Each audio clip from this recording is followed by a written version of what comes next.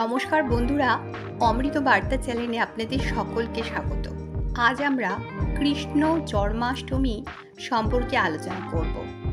ঠিক কোন দিন 2024 সালে কৃষ্ণ জন্মাষ্টমী পড়েছে এবং কোন নিয়মে কৃষ্ণ জন্মাষ্টমী আমরা ব্রতটি পালন করব সেই বিষয়ে এই ভিডিওটি। আশা করি এই ভিডিওটি শেষ পর্যন্ত আপনারা শুনবেন। ভাদ্র মাসের কৃষ্ণ অষ্টমী তিথিতে জন্মাষ্টমী পালিত হয়। এবছর 26শে আগস্ট কৃষ্ণ জন্মাষ্টমী পালন করা হয়। ভাদ্র মাসের কৃষ্ণ পক্ষের অষ্টমী তিথিতে কৃষ্ণ জন্মাষ্টমী পালিত হবে।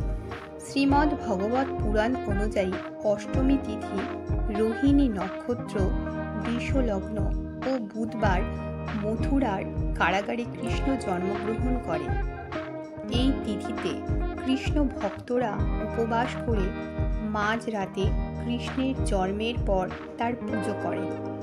মথুরা, বৃন্দাবন সহ সারা বিশ্বে সাড়ম্বরে এই উৎসব পালিত হয়। পুজো করার সঠিক সময়। এবছর অষ্টমী তিথি শুরু হবে 26শে আগস্ট 2024 ভোর 3:40 এবং অষ্টমী তিথি সমাপ্ত হবে 27শে আগস্ট 2024 সকাল 2:20। ভাদ্র মাসের কৃষ্ণ পক্ষের অষ্টমী তিথি পড়েছে 26শে আগস্ট 2024। 26 তারিখ মাঝ রাতে পুজো হবে। পুজো কখন করবেন? জন্মাষ্টমী পুজো রাত 12টা থেকে 12:45 মধ্যে করতে হবে। পুজোর জন্য 45 মিনিট সময় লাগবে।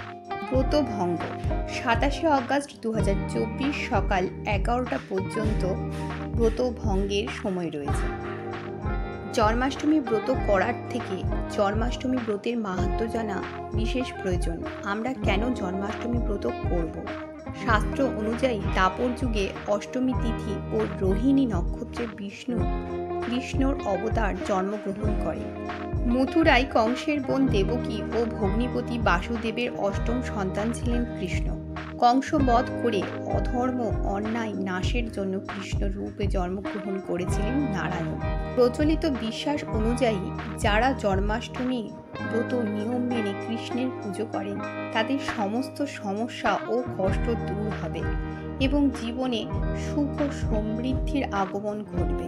পাশাপাশি সেই ব্যক্তি জন্ম মৃত্যুর বন্ধন থেকে মুক্ত হয়ে মোক্ষ লাভ করবে। ভিডিওটি এখানেই শেষ হলো। আশা করি আপনাদের সকলের কিছু প্রশ্নের উত্তর দিতে পারলাম।